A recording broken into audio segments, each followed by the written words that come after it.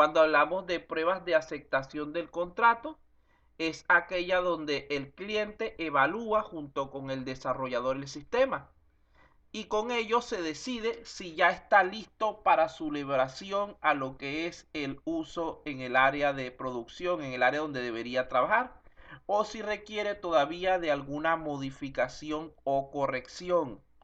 En este caso, los criterios de aceptación válido son aquellos incluidos en el contrato de desarrollo pactado entre las partes, incluyendo las modificaciones pertinentes que se hayan realizado posteriormente de común acuerdo. Estas pruebas deben ejecutarse siempre en lo que es el ambiente real de trabajo. ¿Qué es lo que quiere decir esto? Que en las pruebas de aceptación del contrato, al principio del desarrollo se firmó un contrato, un acta de constitución del proyecto, como quieran llamarlo. En esa acta se definieron varios elementos que tenía que o los elementos que tenía que cumplir el sistema. En estas pruebas, esa acta le sacamos el polvero y vamos verificando que el sistema cumpla con todo aquello que establecimos en dicho documento. Si se logra que todos los elementos sean cumplidos, así falte algo más, ya está aprobada la prueba de aceptación. Ya cualquier elemento adicional representaría también un trabajo y un costo adicional para lo que es el cliente. En la segunda categoría sería las pruebas de aceptación del usuario. Este tipo de pruebas se recomienda cuando el usuario final es diferente al cliente, ya que en este caso debemos verificar la satisfacción de este elemento. Para ello, el cliente organiza las personas que van a realizar la prueba y las ubica dentro de los escenarios típicos de uso que va a tener ese sistema, tomando en cuenta lo que es la parte del punto crítico del usuario. Aquí entran en cuenta muchos valores de tipo subjetivo, ya no es tan objetiva como la de aceptación del contrato.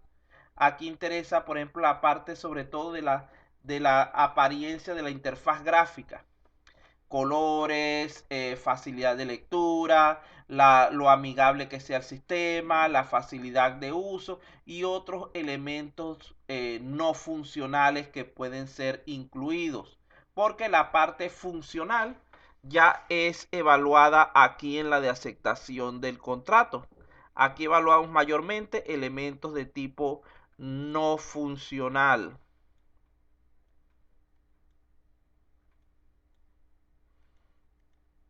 Otro tipo de prueba de aceptación sería la operativa.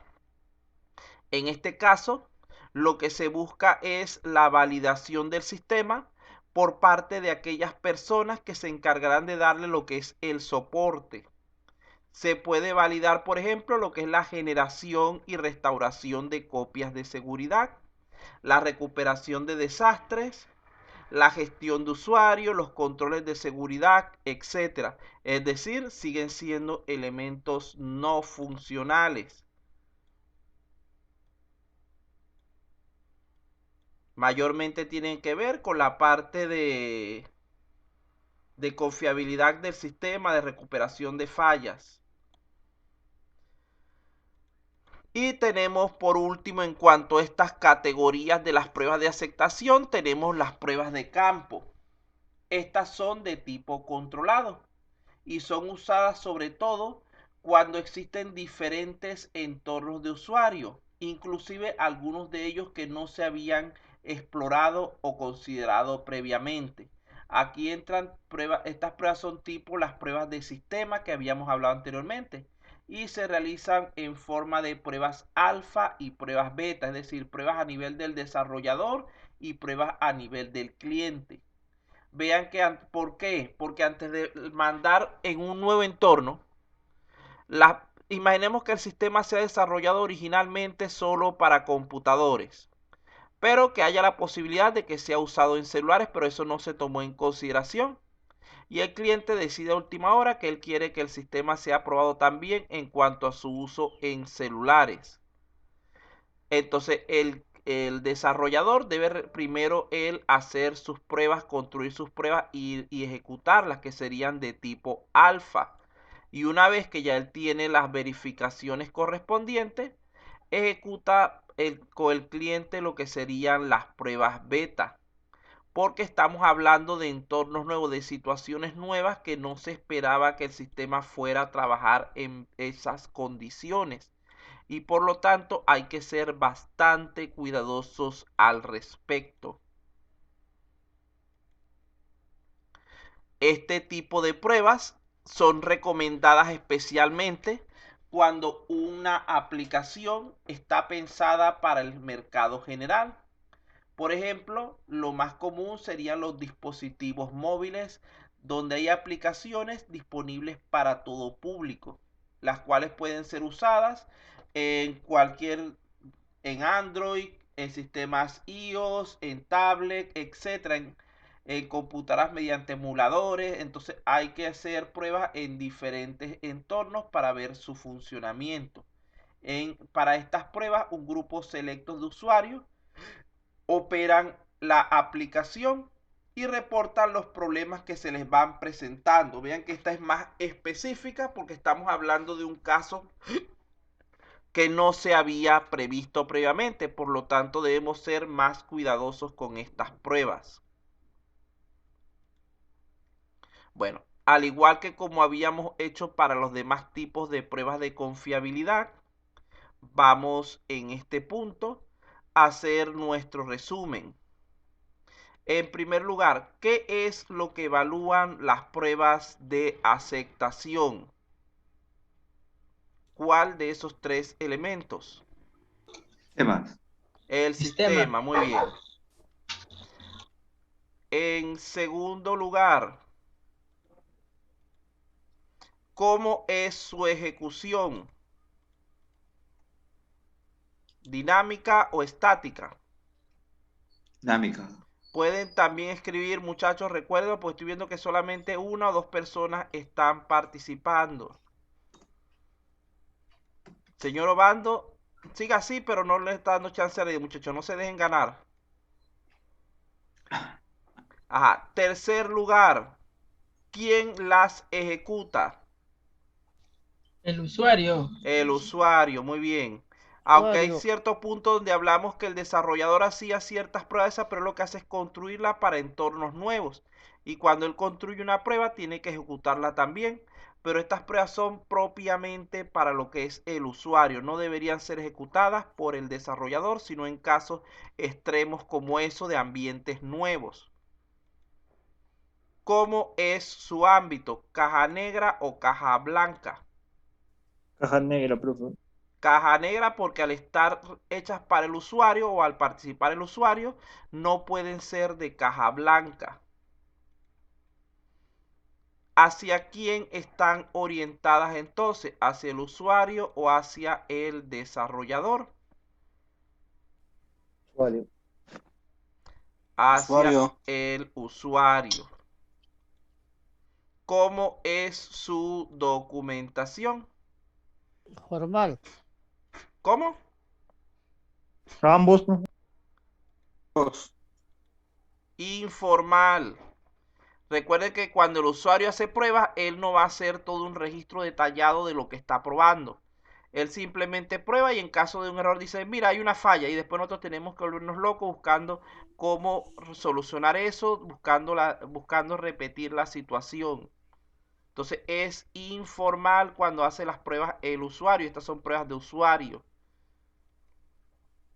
Bueno, ya para terminar, debemos pensar entonces un poco en que, como ya sabemos, existen diversos tipos de pruebas. Solamente hemos hablado hasta el momento de las pruebas de confiabilidad. Ya en una próxima clase vamos a revisar otras categorías de pruebas, las cuales se pueden aplicar de acuerdo al tipo de proyecto que vayamos a trabajar. Estoy haciendo como un pequeño resumen, por decirlo de alguna manera. No se olviden que en un mundo ideal deberíamos aplicar todos los tipos de pruebas siempre.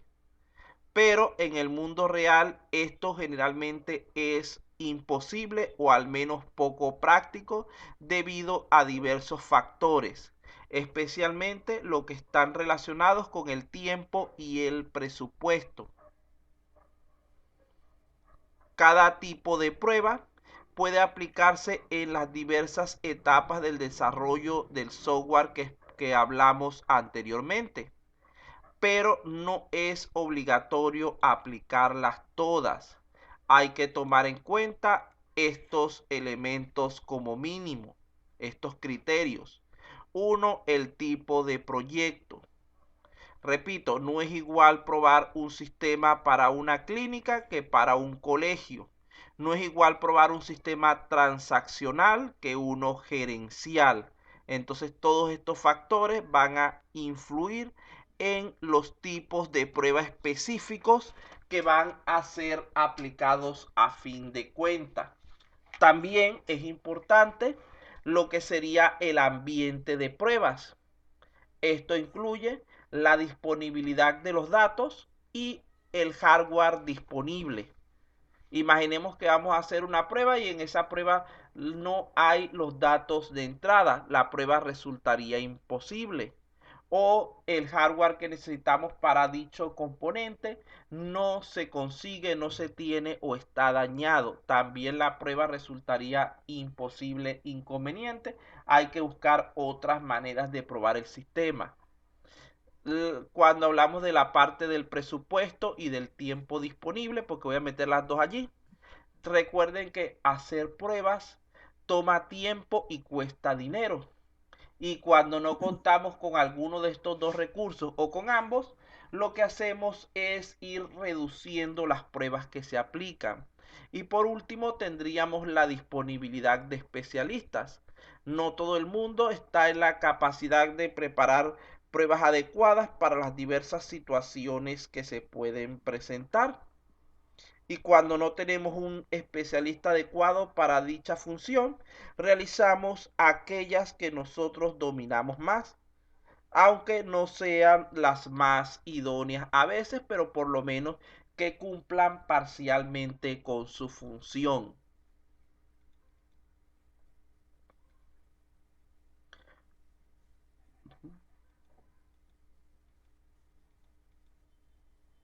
Las pruebas funcionales son un proceso donde se va evaluando inicialmente desde lo más bajo y se van integrando las comprobaciones, probando paulativamente componentes más grandes hasta lograr un sistema completo totalmente evaluado.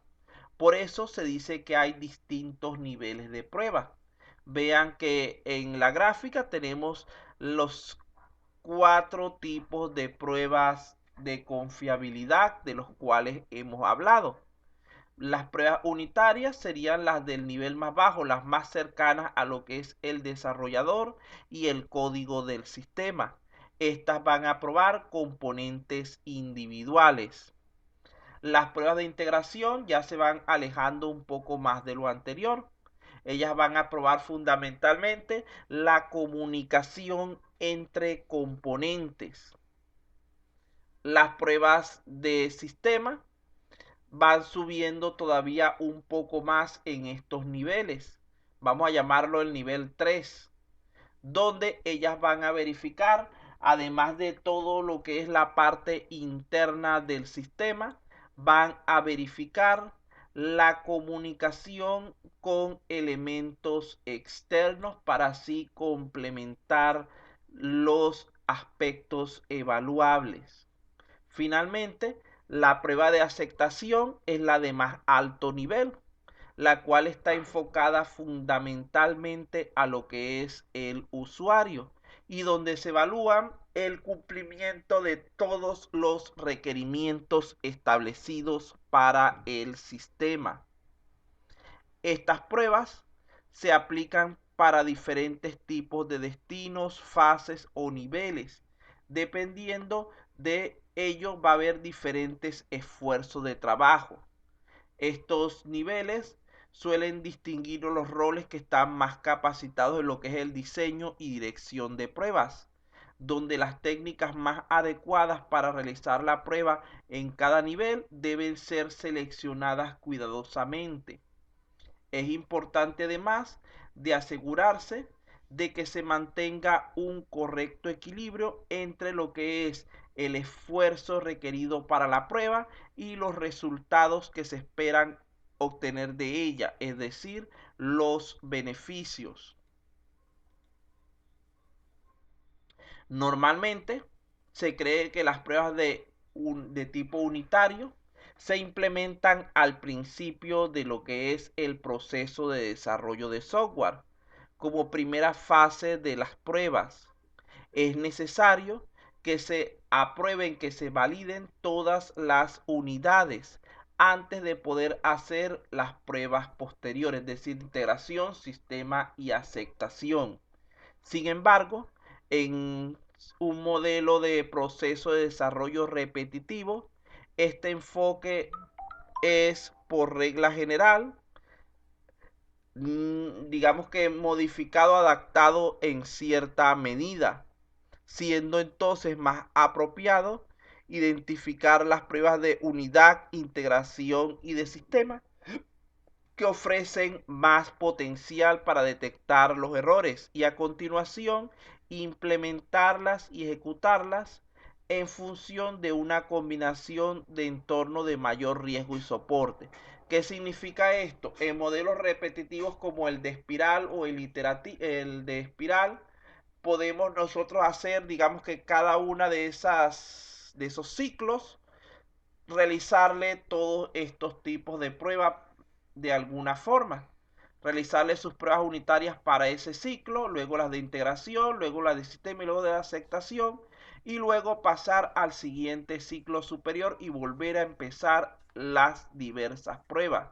Es decir, tomar cada iteración, cada ciclo del desarrollo como un subsistema a evaluar independientemente y cuyo resultado vendría a ser la base para el siguiente ciclo, la siguiente interacción. Ya con esto, muchachos, tenemos listo lo que es nuestro contenido del día. Si tienen alguna duda, alguna pregunta al respecto, aprovechen en este momento. Tenemos unos pocos minutos para conversar.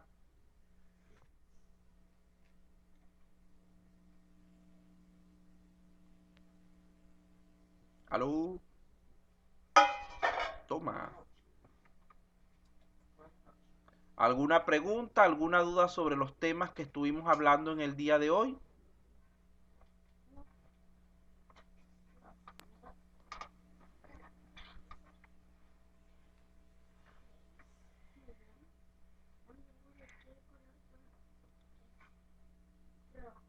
Bueno, si no hay ninguna duda, muchachos, ¿cómo van con su examen? Entonces, déjenme quitar la diapositiva. Vamos a conversar de otras cosas por aquí.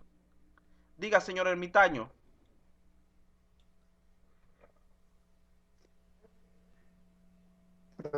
Buenas noches. Profesor, los PPTs anteriores, así son incompletos para alumnos y otro PPT usted usa para las clases. ¿Cómo? Los PPTs, por ejemplo, cuando empiezo a leer son puro incompletos y los títulos, ¿no? Pero, No, repito, o eso sea, para las clases usa usted otro PPT. Mira, vea lo siguiente. La modalidad que se está trabajando, que se trabaja para las clases, es que las diapositivas deben tener mayormente gráficos, poco texto. Yo tengo información adicional que la uso, que es lo que les estoy hablando por aquí cuando ustedes me escuchan. Pero las que yo les debo pasar a ustedes, les debo suministrar, son esas que tienen en sus manos en este momento. Las otras diapositivas son simplemente para mi uso personal, para ir recordándome diversas ideas adicionales de lo que estamos hablando. Igualmente, cuando yo Profesor, vaya si queremos estudiar, tenemos que volver a ver el el video, porque a veces exactamente. De todas maneras, tampoco las PPT que tengo que uso como mías son 100% idénticas a lo que les digo en clase. ya que al momento de la explicación va teniendo diversas variaciones de acuerdo a cómo vayamos trabajando. Pero la idea precisamente es esa, que para estudiar ustedes tomen sus PPT y vayan viendo el video al mismo tiempo. E inclusive que cuando estemos viendo la clase, tomen su PowerPoint y vayan haciendo las modificaciones, las anotaciones pertinentes. Esa es la manera en la que debemos trabajar. Ya, profesor, pero a veces estamos con celular. Por eso, pero como las clases están grabadas, pueden después, posteriormente, tomar en cierto momento, revisar su clase y hacer sus apuntes con calma, parando el video cada vez que necesiten, etcétera. Inclusive es más conveniente porque yo no me voy a parar tanto para darles tiempo a ustedes a anotar. Ya, profesor, listo. ¿Alguna otra consulta? ¿Cómo van? ¿Han ido presentando su evaluación?